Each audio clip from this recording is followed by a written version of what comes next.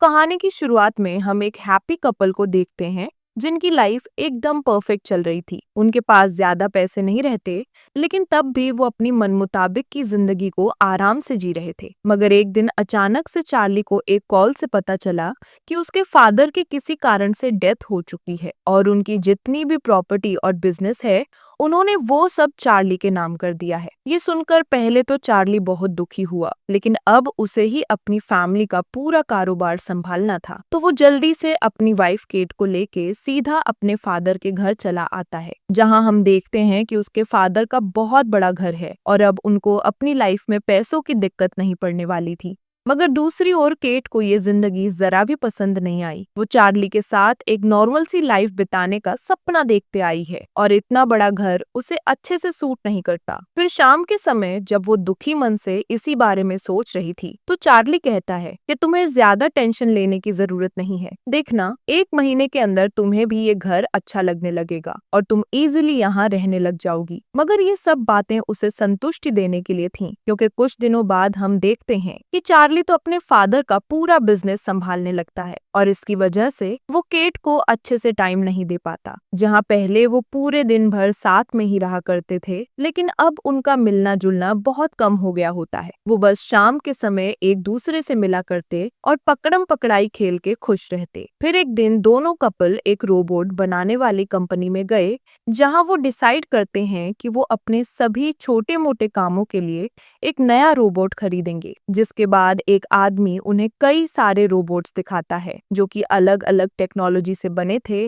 साथ ही उनमें कई सारे स्किल्स भी होते हैं, जिससे कि वो रोबोट्स अपने सारे काम इजीली कर सकते थे। चार्ली और केट सभी रोबोट्स को बड़े ही ध्यान से देखते हैं। उन्हें सारे ही रोबोट्स बहुत अच्छे लग रहे थे, पर सभी में से वो टॉम नाम के एक रोबोट को सेलेक्ट करते हैं। शाम के समय जब वो लोग टॉम को अपने घर लाए, तो वो इजीली सारे काम आसानी से करने लगा। यहाँ तक कि चार्ली को अगर कोई भी मदद चाहिए रहती तो वो सबसे पहले टॉम को ही कहता है, क्योंकि वो बहुत एक्सपर्ट था और कोई भी बड़ा से बड़ा काम उसके लिए बस चुटकियों जितना रहता है। चार्ली उससे अपने बिजनेस के बारे में सजेशन लेने लगा, जहाँ टॉम भी उसे कई सारे आइडियाज बताता है, जिससे कि चार्ली और भी तेजी से पैसा कमा सके। वहीं दूसरी ओर केट भी टॉम के साथ अच्छे से रहती है। जब भी चार्ली अपने काम पे चला जाता, तो केट हर रोज टॉम के साथ ही अपनी फीलिंग्स और इमोशंस के बारे में शेयर करती है, जहां टॉम भी उसकी बातों को अच्छे से सुनता और उसी अंदाज में रिएक्ट करता है। मगर वो दोनों कपल टॉम से इतना ज्यादा घुल गए थे कि उन्हें पता नहीं था कि आगे जाके उनके साथ क्या क्या प्रॉब्लम होने वाली है। क्योंकि एक रात अचानक से केट की नींद खुली और जब वो किचन की ओर पानी पीने जाती है, तो वो देखती है कि टॉम गार्डन में बेहोशी की हालत में पड़ा है। वो जल्दी से उसके पास गई तो उसे पता चलता है कि टॉम कोई सपना देख रहा है। वो तो यहाँ पे शॉक रहती है, क्योंकि वो एक रोबोट था और वो कभी भी इंसानों जैसे सपने नहीं देख सकता है। फिर इसी चीज को जानने के लिए अगले दिन रोबोट कंपनी से एक एम्प्लॉय को घर में बुलाया जाता है, जहाँ केट उसे सारी बातें बताती है कि कल क्या हुआ था। तो वो आदमी इस बात को गौर से सुनते हुए कहता है कि तुम दोनों को टॉम के साथ इतना क्लोज नहीं होना चाहिए। भले ही वो एक रोबोट है, लेकिन अगर तुम उससे अपनी फीलिंग्स और इमोशंस के बारे में शेयर करते रहोगे, तो उसके अंदर भी इंसानी जज्बात जागने शुरू हो जाएंगे। इसलिए तुम दोनों बस उससे अपने घर के काम और जहाँ पे उसकी जरूरत पड़ेगी वो काम करवाओ, ना कि अपने रिश्ते और रिलेशन के बारे में बताओ। ये सुनकर दोनों ही कपल एक दूसरे पे गुस्सा करने लगे, क्योंकि वो जानते थे कि ये सब उन दोनों की ही वजह से हुआ है। इसलिए अगले दिन से वो फैसला करते हैं कि वो टॉम से एकदम सख्ती से पेश आएंगे। जहाँ पहले तो चार्ली उससे अपने फेस की शेविंग करवाता है और डांटते हुए कहता है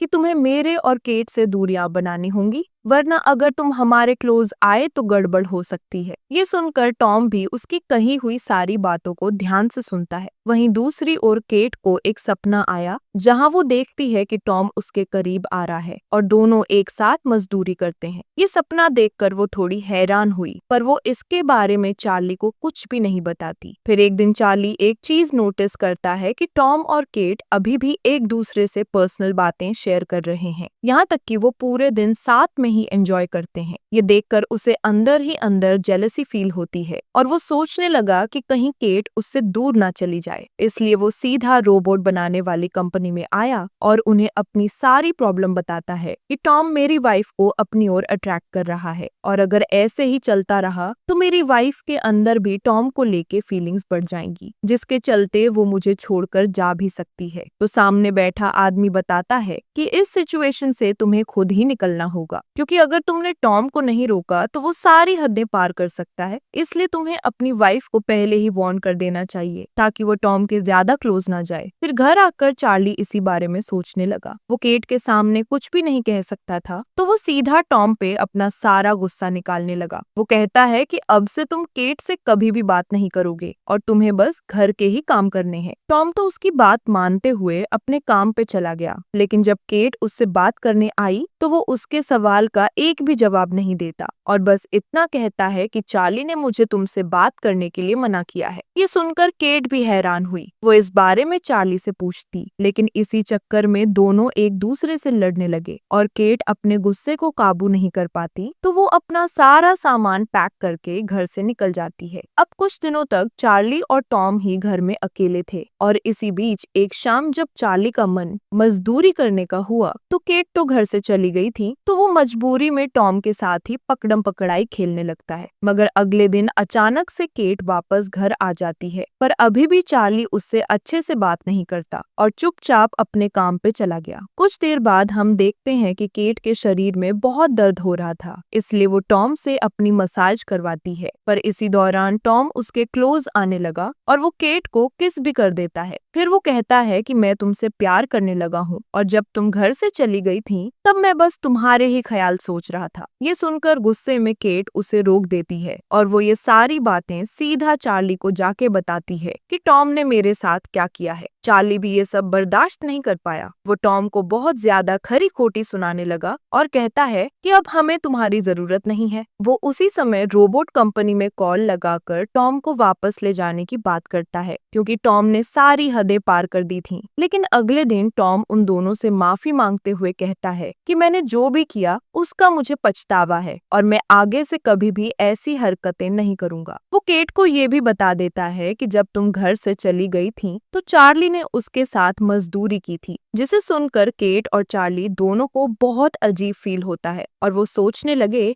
कि सारी गलती उन दोनों की ही थी, क्योंकि उन्होंने ही टॉम को ऐसा बनने में मजबूर किया था। वो पूरे दिन भर यही फैसला करते हैं कि अब उन्हें टॉम को घर में रखना चाहिए या नहीं। तो तभी उन्हें गार्डन से कुछ आवाजें आती हैं। जब वो गार्डन में जाके देखते हैं तो टॉम अकेला खड़ा था। इतना ही नहीं, वो अंदर से बहुत दुखी रहता है और कहता है कि मुझे सारी सच्चाई के बारे में पता चल गया है। जिसके बाद वो रोबोट बनाने वाली कंपनी पे एक बहुत बड़ा आरोप लगाता है कि वो रोबोट बनाने के लिए किसी भी हद तक गिर गए हैं, क्योंकि वो असली इंसानों पे एक्सपेरिमेंट करके उनके अंदर ऐसे सिस्टम एंड प्रोग्राम सेट कर देते थे जिससे कि हर रोबोट बहुत ही एडवांस लगे। और यहाँ पे हमें एक और चीज पता चलती है कि टॉम भी कोई रोबोट नहीं है, बल्कि वो एक इंसान है। बस उसके अंदर कुछ ऐसी छेड़छाड़ की थी जिससे कि वो एक रोबोट की तरह बिहेव कर पाए। अब ये सब जानकर केट और चार्ली शॉक रह गए, इसलिए वो उसी समय रोबोट वाली कंपनी पे एक बहुत बड़ा केस कर देते हैं। और जैसे ही पुलिस वालों को भी थोड़े बहुत सबूत पता चले, वो सीधा कंपनी को ही सीज करके ये पूरा मामला अच्छे से हैंडल करते हैं। फिर आखिरी सीन में हम देखते हैं कि टॉम खुद को ही चाकू मार देता है, क्योंकि वो अब इस दुनिया में नहीं रहना चाहता था। उसने जो भी काम किए थे